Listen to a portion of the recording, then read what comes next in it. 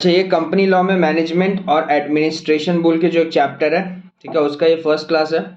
हम लोग यहाँ पे करीब करीब जो है सेक्शन नंबर 88 से लेके सेक्शन नंबर 88 से स्टार्ट करते हैं यहाँ पे, ठीक है। तो आज हम लोग सबसे पहले सेक्शन 96 पढ़ेंगे। बहुत ही इंपॉर्टेंट सेक्शन है सेक्शन 96, ध्यान से याद रखना। सेक्शन 96 जो है, सेक्शन 96 एजीएम का सेक्शन है, एनुअल जनरल मीटिंग। सबसे पहले तुमको ये सिखाया जाएगा कि सेक्शन 96 एनुअल जनरल मीटिंग का टाइम लिमिट क्या है। तो देखो, टाइम लिमिट ऑफ एजीएम जो होता है वो 15 month from the last AGM, मतलब लास्ट एजीएम जो तुम्हारा कंपनी कंडक्ट किया होगा, तुम्हारा कंपनी जो एजीएम लास्ट एजीएम कंडक्ट किया होगा। अब पहले एजीएम साल में कितना बार होता है? एक बार। अरे एनुअल जनरल मीटिंग साल में एक बार होगा।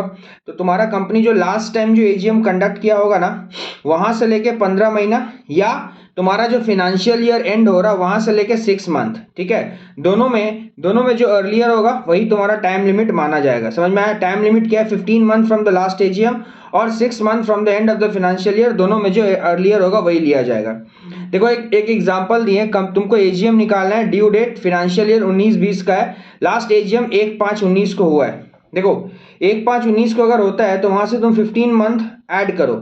अच्छा, नोट्स जहां लिखवाए थे वहां 15 मंथ फ्रॉम लास्ट एजीएम और 6 month from the end of financial year, दोनों में अर्लियर, तो लिख दो अर्लियर। हाँ, तो जो इलस्ट्रेशन हम लोग कर रहे थे 1/5/19 से लेके 15 मंथ फ्रॉम लास्ट एजीएम, तो 1/5/19 है, वहां तुम 12 महीना ऐड करो तो क्या होता है? 1/5/20 और 3 महीना ऐड करो, 15 महीना के लिए 12 हो गया, तो और 3 ऐड करोगे ना, तो प्लस 3 महीना कितना होता है? 1/8/20, 1/8/20 और 6 मंथ अगर लेते हो, फाइनेंशियल ईयर एंड होता है मार्च में, वहां से 3 महीना लेते हो तो 30/9/20, ठीक है। अरे फाइनेंशियल ईयर एंड कहाँ हो रहा है? 31/3 को, वहां से 6 महीना जोड़ेगा तो 30/9/20 होता है ना। तो दोनों में अर्लियर डेट कौन सा होता है? पहले कौन सा आता है? 1/8/20, तो एजीएम कंडक्ट होगा 1/8/20 को। समझ गया? ठीक है।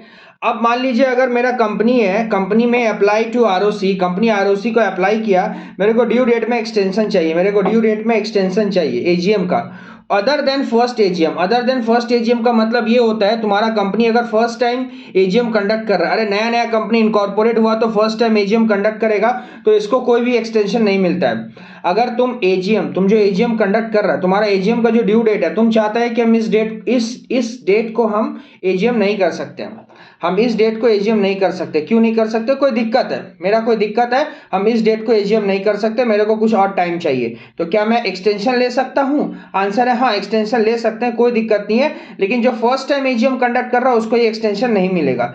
अब ये एक्सटेंशन के लिए फॉर्म आता है GNL1 भर दो, लेकिन स्पेशल रीजन होना चाहिए। स्पेशल रीजन है तभी तुमको एक्सटेंशन मिलेगा, अगर स्पेशल रीजन है तभी तुमको एक्सटेंशन मिलेगा। अब भैया स्पेशल रीजन क्या होता है? स्पेशल रीजन उस रीजन को बोला जाता है जो ह्यूमन कंट्रोल के बियॉन्ड है। जैसे एग्जांपल कोविड आ गया, फ्लड आ गया, ये सब ह्यूमन कंट्रोल के बियॉन्ड है। तो अगर स्पेशल रीजन है तुम्हारे पास तो तुमको ड्यू डेट में एक्सटेंशन मिलेगा GNL1 भर के, ठीक है। आरओसी मैक्सिमम 3 महीना का दे सकता है। अब मैक्सिमम 3 महीना का मतलब ये नहीं होता कि 3 महीना का ही देगा, हो सकता है वो 2 महीना का दे, 1 महीना का दे, 20 दिन का दे, 15 दिन का दे, समझ में आ रहा है? 50 दिन का दे, मैक्सिमम 3 मंथ लिखा हुआ है लॉ में, ठीक है। समझ में आया? मैक्सिमम 3 महीना। तो टाइम लिमिट, अच्छा फर्स्ट एजीएम, भैया फर्स्ट एजीएम का एक्सटेंशन नहीं मिलेगा? नहीं, फर्स्ट एजीएम का एक्सटेंशन नहीं मिलता है, क्योंकि देखो फर्स्ट एजीएम बोला जाता है, फर्स्ट एजीएम जो होता है ना, वो आपका जो फाइनेंशियल ईयर एंड हो रहा वहां से 9 महीना का अंदर में आपको कंडक्ट करना पड़ेगा। जनरली क्या होता था? 6 मंथ था ना, 15 मंथ और 6 मंथ में जो अर्लियर होगा वो, तो 6 मंथ था, यहाँ 9 महीना दिया। माने तुम अगर कोई एक नया कंपनी खोले हो, मान लो तुम नया कंपनी खोले हो, तो तुम्हारे लिए तो जहां से फाइनेंशियल ईयर स्टार्ट हो रहा वहां से 9 महीना, मतलब तुम्हारे लिए बाय डिफॉल्ट 3 महीना दिया गया। इसीलिए नया कंपनी को कोई भी एक्सटेंशन नहीं मिलता है। समझ में आया बात?